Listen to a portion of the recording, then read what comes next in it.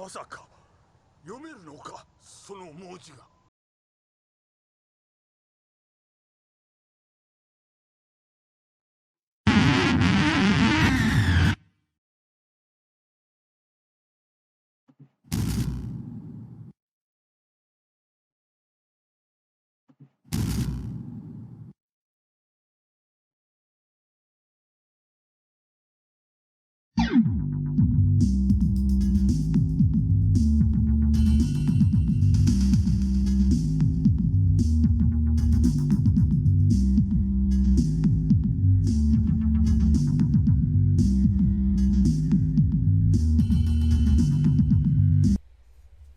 What's good, YouTube? Welcome back to the channel.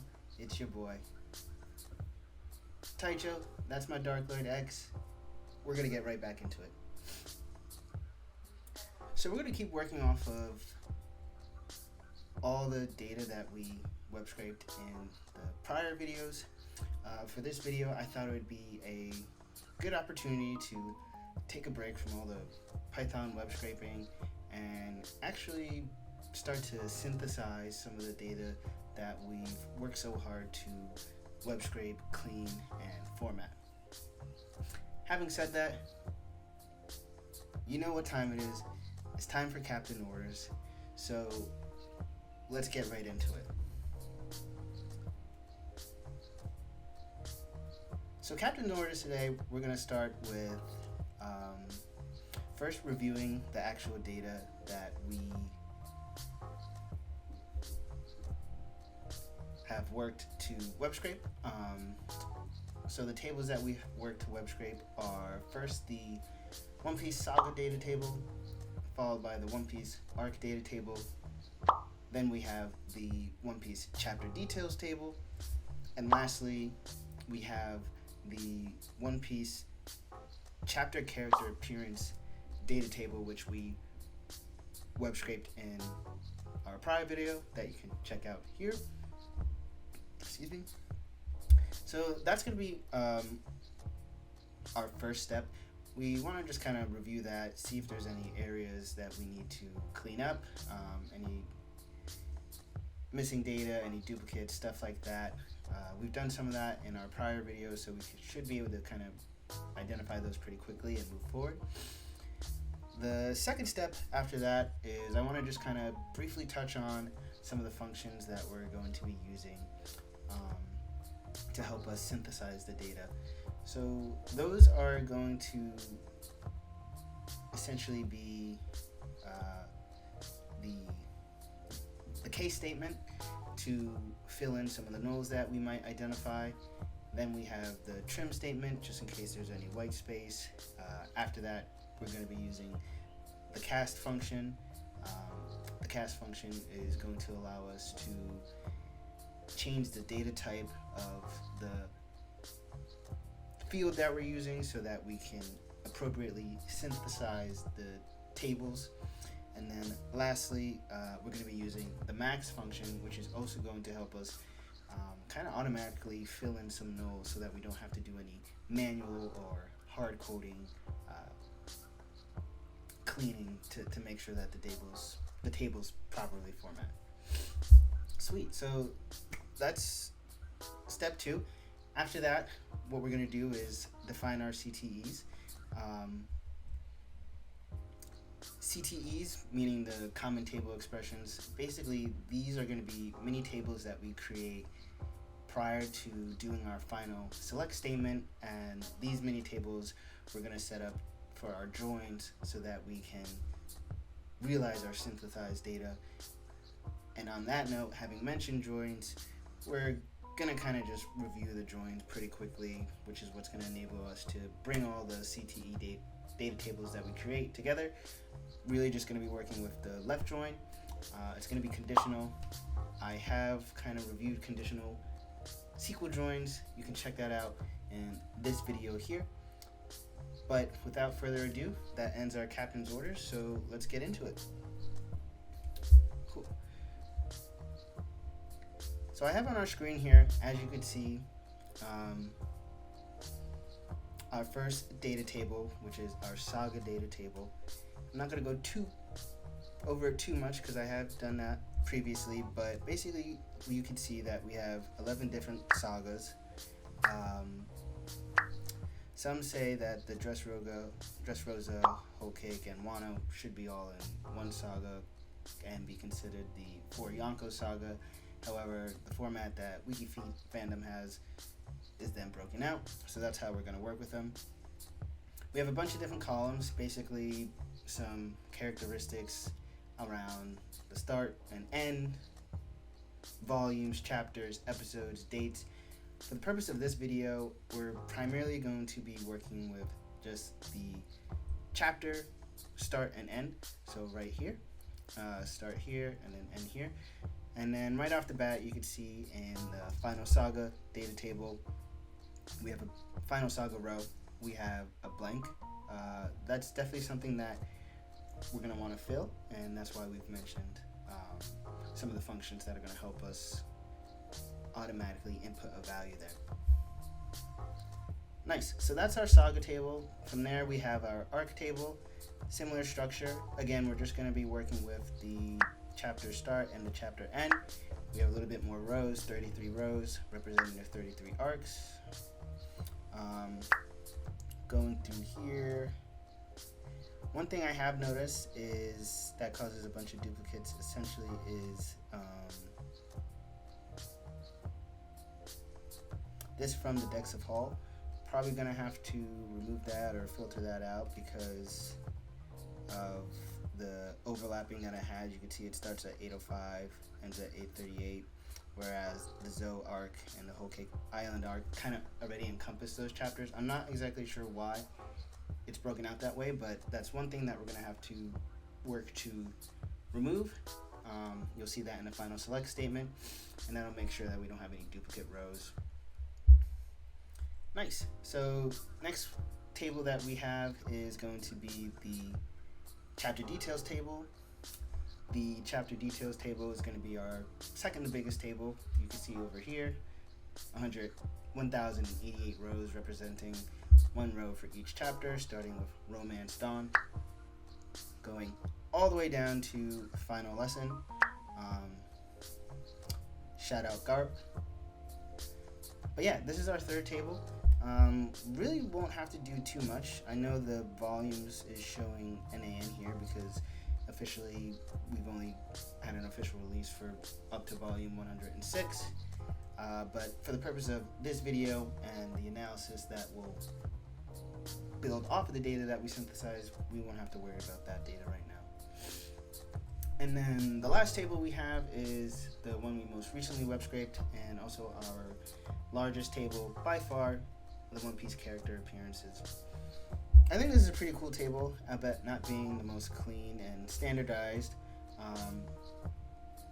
30,000 rows, approximately 30,000 rows, and this only has 3 columns. So we have the chapter, the character that appeared, and the type. So right off the bat, you can see in this first row, it does include like groups. It does include different types of appearances like flashback. So when we do work with this in our analysis, we will work to standardize it to an extent so that we're only looking at individuals. We'll try to clean up things that pop up like pirates. We'll try to clean up things like non-individual things, or things like towns, countries, kingdoms, groups. Any quickly non-individual characters that we can identify, we'll eventually remove them. But that'll be in our part 2 when we actually start to do the analysis. Cool. So now that we've reviewed our table, it's actually time to start writing our script to synthesize our data. And to do that, X is going to activate his SQL dog Jupiters using my custom-made PET and my dark chip. Shout out 3D printing. Cool. So now that we've activated our dark chip, SQL dark chip, we can actually start writing the SQL script. So I've broken out the steps that we're going to need to do I have step 0, which is going to be creating a view. The view is what's going to enable us to run this query that we write, but in one line. It'll be a select star from the view that we create. I have that as step 0 because we're actually not going to do that first. That'll be the last line that we put after we've created the statement. So actual step 1 is going to be to create our Saga CTE.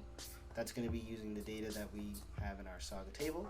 From there, we'll create our ARC CTE, our ARC Saga CTE actually, that will reference our first table that we create and join that onto the ARC data so that we have multi-levels of granularity.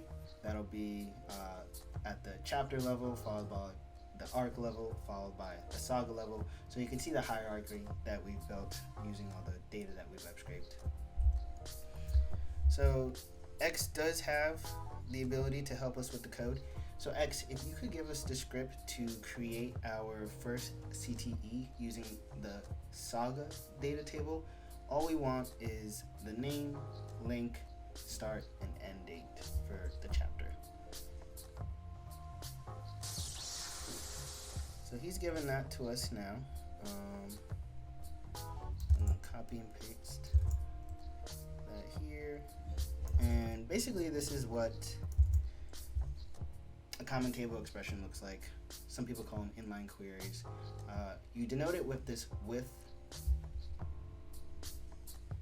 statement, then you give it a name, Saga, and then you say as to define the characteristics of this table that we're creating. And basically we want these fields here, and we want to select the name, link, chapter start, chapter end from the Sagas table. So I could run that without, denoting the with part. Let's see what that looks like. And this is what we get. So essentially the Saga table, but just cutting out all the extra columns that we don't need. We do have this blank here. So one thing that we could do to fill in the blank, because we have the chapter details table, which I'll reference here, is basically we should be able to just input this chapter using the max function. So if we select the max chapter from the chapter details table and use that to fill in wherever there's a null, we'll be able to have a more cleaner table. So to do that, X, if you could give us a case statement that identifies the max chapter from the chapter details table and inputs that into the chapter N column when no, that'd be awesome. Sweet. So here it is. You'll see a little bit of the functions that we mentioned. So we have the trim function.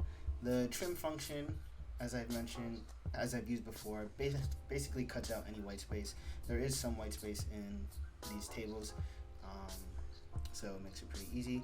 But basically, what I'm doing is, when the Saga's name is Final Saga, I want to, when the trim Saga's name is Final Saga, I would like to select the max chapter from chapter details, but I want to cast it as an integer. And the reason I want to cast it as an integer is because when we go to do our joins, we're going to need to join the chapters on each other based on the chapter number, and they need to be represented specifically as integers rather than character data types.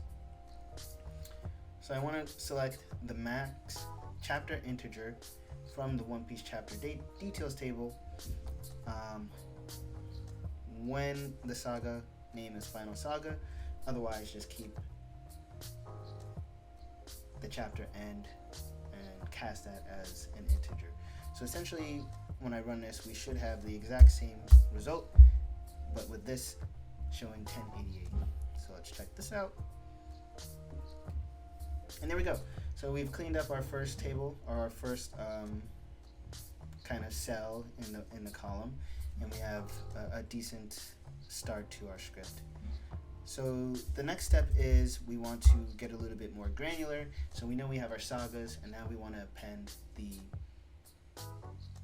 arc data into this. So X, if you could give us the SQL script to create a arc Saga CTE. So basically what this will do is select the data from the arc table that we have and then join this Saga CTE onto it. So hopefully X could do that. Let's see. Sweet.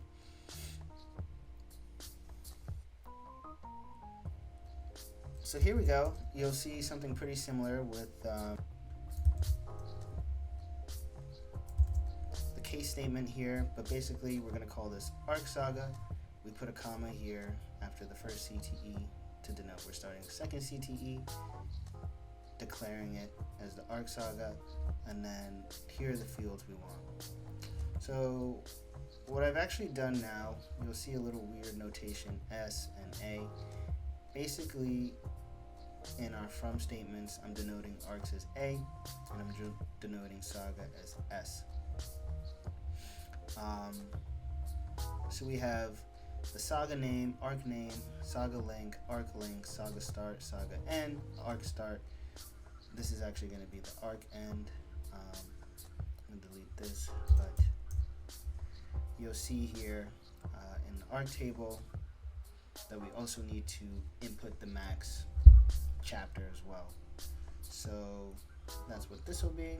And if I run this query, I should have 33 rows representing all the arcs, but also the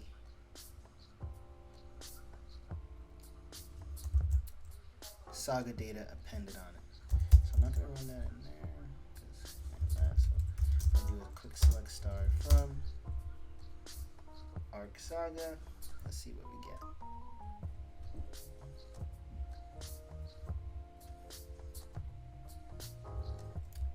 Boom, so 33 rows, Saga name, Saga link, arc link, and then the details around the chapters. And then we can see, for the arcs, they all start East Blue Saga, the 6 arcs that go into it all starting, chapter 1, this is where the saga ends, and then the individual breakouts.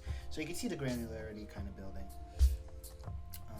Sweet, so that's our second stage table, and now we're essentially going to do the very same thing but with the chapters details. So X, if you could give us a script to select the chapter details columns that we want and then join the arc Saga CTE that we just created to give us our full granularity. Nice. So here it is. It's going to look very similar. Up top, we're just going to be referencing different tables. So I've denoted down here chapter details as C, and then arc Saga as ASO, and we're doing a very similar join. So all we do is left joins. We're just adding on the data. It's a conditional join. So basically, we're left joining the arc Saga ASO on the chapter, so C chapter, and we want to join. The join criteria that we're denoting is the chapter number has to be greater or equal to the start of the arc, and that chapter number has to be less than or equal to the end of the arc. So it's pretty much going to be in between. I'm not going to go too much in detail on that. You can check out the conditional SQL join video here, as I mentioned earlier in the video. But that'll give us our final synthesized data table, and we should have 1,088 rows if we did it correctly. So let's do that. Okay, so you can see we have 1,122 rows, meaning something's getting duplicated because we don't have that many chapters yet. I did mention that if I go down and look at these chapters, you can see everything in a Zoe, and some whole cake island chapters. They're being duplicated given because of the from the decks arc. So what we're due from the decks of the 500,000 billion berry man. All we have to do is add a simple where clause where we take that out. We're going to denote that with the exclamation equal, meaning does not equal. So here's our where clause, thank you X. That's going to be where arc name does not equal from the decks of the world, that 500,000 berry man arc. And after removing this, we should have 1,088 rows. And there we go. So we have 1,088 rows that we've synthesized. We have our chapter name, chapter date, the arc name, saga name, and then the links for the chapter, arc, and saga. Comment below, what's your favorite saga? Are you enjoying the final Egghead saga? Spoiler alert, I think the stuff with Blackbeard pirates is great. The Blackbeard pirates they're really on the move. It seems like the conflict with them now is really about to kind of explode. The Straw Hats have almost multiple individual reasons as to what animosity has been built up. Obviously, everything with Ace and that led up to the Marineford War really set the table, hits home. You know, it's pretty much on site if Luffy and Blackbeard come face to face. We saw Aokiji and Shiryu kidnap Pudding, so Sanji now has a direct link with them in terms of the animosity. And then, you know, most recently we have Boa Hancock and Garp, you know, even more reasons for Luffy to amp it up, make it on site when they see each other. So I think that's pretty awesome. We'll probably be heading back to Egghead. The siege is underway. I don't know what that dynamic's gonna look like between the holdout group on Egghead versus the Marines that are coming, and then you have the Blackbeard Pirates kind of have a third party, and then you also have CP0. So who's gonna be holding off who? I don't know, but Oda has done a great job of that. So of kind of setting the stage with those pieces for the conflict. So I'm really excited. But yeah, let me know what you guys think is gonna happen in the moving forward in Egghead arc, and also comment down below your favorite arc name or your favorite arc and why you like that. But yeah, so here is our synthesized data table that we have. We're going to be using this in our next video for analysis. If you're enjoying the content, please give me a subscribe. It really helps out the brand and brings awareness to the channel. I'd love to, you know, get more engagement from the community on the projects that we're doing. If there's any data fields that you want or data projects, I'd love to get that feedback and incorporate it in the content that X and I create. So yeah, without further ado, Taichou out. Have a great one.